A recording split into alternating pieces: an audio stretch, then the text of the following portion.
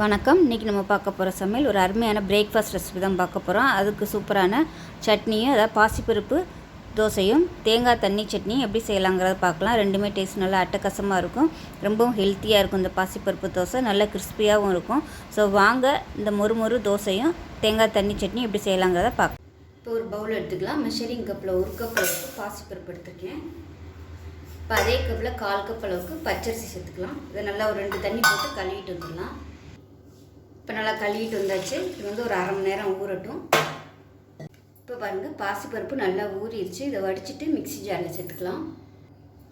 இப்போ இதில் ஒரு 6 பச்சை மிளகாயை சேர்த்துக்கலாம். இதை வந்து 2 உடச்சிட்டு சேர்த்துக்கலாம். இப்போ இதில் 2 டேபிள் ஸ்பூன் ரவையும் தேவையான அளவுக்கு உப்பும் சேர்த்துருக்கேன். ஸோ ரெண்டுமே பார்த்திங்கன்னா சரியாக வீடியோவில் வந்து கவர் ஆகலை. ஸோ அதனால தான் சொல்கிறேன். ஒரு 2 டேபிள் ஸ்பூன் ரவை, கொஞ்சம் தேவையான அளவுக்கு உப்பு சேர்த்துக்கலாம். தண்ணி சேர்த்துக்கலாம். இதில் வந்து பருப்பு ஊற வச்ச தண்ணி வந்து நான் வடிச்சிட்டு வச்சுருந்தேன். அது வந்து வேஸ்ட் ஆக்காமல் தேவைப்பட்டால் மட்டும் ஊற்றி நல்லா நைஸாக அரைச்சிக்கலாம். இப்போ நல்லா நைஸாக அரைச்சாச்சு. இந்த அளவுக்கு நல்லா நைஸாக அரைச்சிக்கணும்.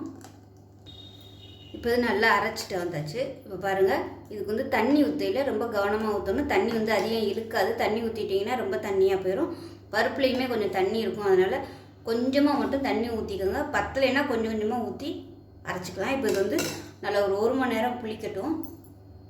இப்போ ஒரு தேங்காய் சட்னி ரெடி பண்ணிக்கலாம். மதுரை தண்ணி சட்னி. இப்போ பார்த்திங்கன்னா 1/4 மூடி துருவின தேங்காய், 2 சின்ன வெங்காயம், கொஞ்சமாக புளி, ஒரு 10 பச்சை மிளகாய், ஒரு 4 ஸ்பூன் பொட்டுக்கடலை, இது எல்லாத்தையுமே நல்லா நைஸாக அரைச்சிக்கலாம். இப்போ சட்னி அரைச்சாச்சு. இப்போ ஒரு பேன் எடுத்துக்கலாம். தாளிக்கிற அளவுக்கு எண்ணெய் சேர்த்துக்கலாம். எண்ணெய் சூடானதும் கடுகு சேர்த்துக்கலாம். அதோட உளுந்து சேர்த்துக்கலாம்.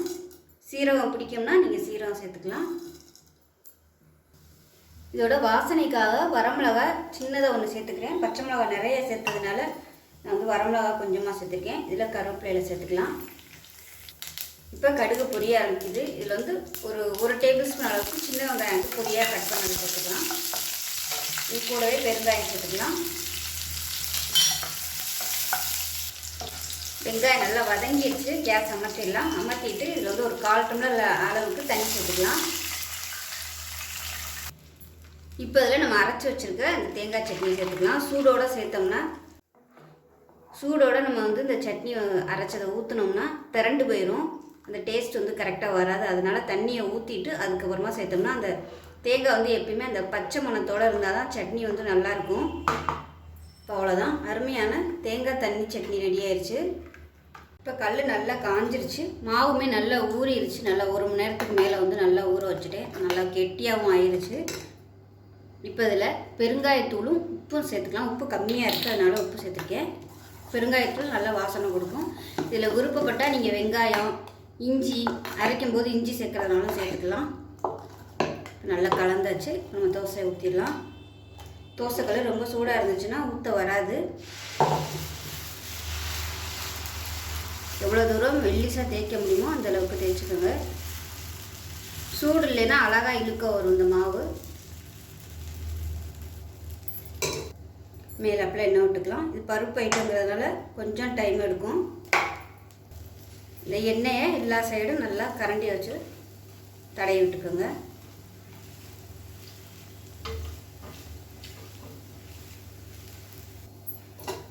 இப்போ பாருங்கள், தோசை நல்லா மொறுன்னு வந்துருச்சு. அடுப்பு வந்து நான் அப்படியே சிம்மில் தான் வச்சுருக்கேன். இப்போ பாருங்கள், நல்லா கிறிஸ்பியாக வந்துருச்சு. பாருங்கள், அதில் பின் சைடெலாம் பார்த்திங்கன்னா நல்லா சூப்பராக கலர் பாருங்கள் எந்த அளவுக்கு இருக்குன்னு.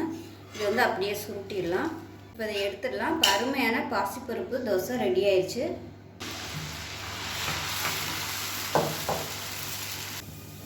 இப்போ நமக்கு 2வது ஊற்றின தோசையும் நல்லா கிறிஸ்பியாக ரெடி ஆயிடுச்சு. பாருங்கள், இது வந்து திருப்பி போடணும்னு அவசியம் இல்லை.